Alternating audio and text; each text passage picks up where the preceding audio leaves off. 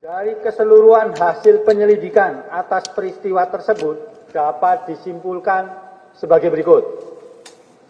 Telah terjadi peristiwa kematian Brigadir J pada 8 Juli 2022 di rumah dinas ex Kadif Propam Irjen Saudara FS, Jalan Duren 3 nomor 46 Jakarta Selatan. Yang kedua, pembunuhan Brigadir J merupakan extrajudicial killing. Tadi sudah saya sampaikan. Yang ketiga, berdasarkan hasil autopsi pertama dan kedua ditemukan fakta tidak adanya penyiksaan terhadap Brigadir J melainkan luka tembak. Tadi juga Pak Anam sudah menyampaikan bahwa penyebab kematian adalah 2 luka tembak, yang satu di kepala dan yang satu di dada sebelah kanan. Terus kemudian terdapat dugaan kuat terjadinya peristiwa kekerasan seksual yang dilakukan oleh Brigadir J kepada saudari PC di Magelang tanggal 7 Juli 2022. Bung Martin, bagaimana kuasa hukum menanggapi bahwa memang ada nih dugaan kekerasan seksual dari hasil penyelidikan Komnas HAM? Jadi gini ya Mbak Anggi, khusus pada poin yang dugaan kekerasan seksual, saya pikir ini rekomendasi sesat bin ajaib yang tidak perlu dilanjuti oleh polisian. Kenapa saya bilang tidak perlu dilanjuti? Yang pertama, mereka ini memposisikan katanya fair trial dengan alasan fair trial, dia memberikan rekomendasi hanya berdasarkan keterangan satu orang saksi. Dan apa katanya klinis-klinis, psikologi klinis, itu psikologi klinisnya juga harus diperiksa.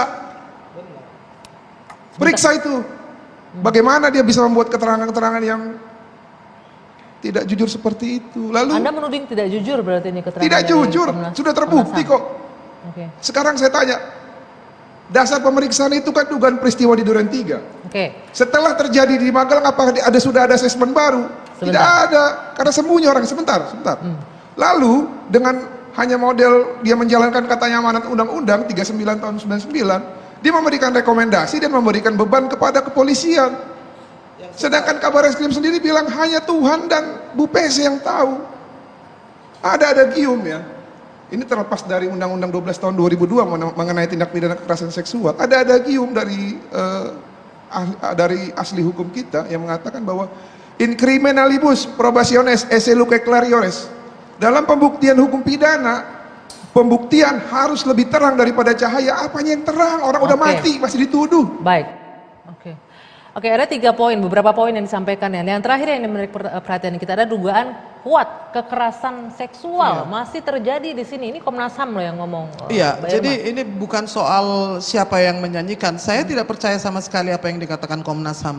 Komisi-komisi itu lembaga negara yang dibayar ya untuk tidak membuat kekacauan. Karena yang namanya kekerasan seksual itu harus ada visum et repertum. Kalau ada kekerasan seksual maka akan ada luka-luka, akan ada sesuatu yang terjadi pada badannya yang harus diadukan pada saat itu juga. Jika kejadiannya di Magelang maka itu harusnya sudah selesai di Magelang. Kita tidak boleh lupa bahwa dari awal yang namanya Ferdi dan Putri ini memberikan laporan palsu. Jadi apa yang akan kita harapkan dari seorang pembohong? Kalau komisi di seluruh dunia pun kemudian mengangkat lagu yang memang sudah sumbang, saya cuma ingin mengingatkan bahwa ini orang yang sudah mati, yang tidak bisa membela diri, dan ada orang tuanya yang tahu persis bahwa anaknya itu adalah anak yang baik, anak yang sopan, anak yang menganggap Putri itu sebagai ibunya sendiri. Jadi apapun plot yang sedang kalian lakukan, itu tidak bisa mengalahkan ya bukti-bukti dan juga saksi yang tidak ada satupun yang bisa menyaksikan.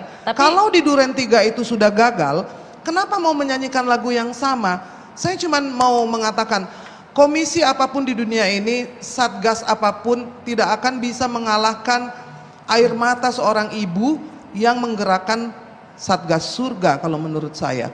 Sehingga hal seperti ini sebetulnya harus dihentikan. Apa urusan Komnas HAM dan Komnas Perempuan memberikan rekomendasi kepada sesuatu yang sudah di SP3 dan memang itu bohong. Tentunya kita juga tidak bisa menafikan bahwa mereka juga berbicara berdasarkan fakta yang mereka punya kan. Tapi tidak masuk akal, apapun fakta itu ya, Magelang itu adalah sebelum sampai ke Duren 3. Kalau ada satu peristiwa yang dilakukan di Duren 3 kemudian dilaporkan berbarengan dengan senario tembak-tembakan. Lalu ada senario bagaimana Joshua menaruh pistol ke Putri. Itu kan semua senario yang dicoba. Saya bicara dengan Mas Kikik di sini, dia bilang, oh senarionya banyak kok yang dibuat oleh penasihat Kapolri, ada A, B, C, D. Kenapa? Karena namanya Korlap Fahmi Alamsyah yang sampai hari ini tidak pernah disebut namanya. Jadi kalau kita tanya ini senario siapa yang sedang dimainkan, maka kita bisa lihat bahwa bagaimana disudutkan orang yang sudah mati ini, difitnah terus-terusan, diserang kehormatannya, sementara laporan palsu yang dilakukan oleh Ferdi dan Putri Sambo itu belum ditindaklanjuti.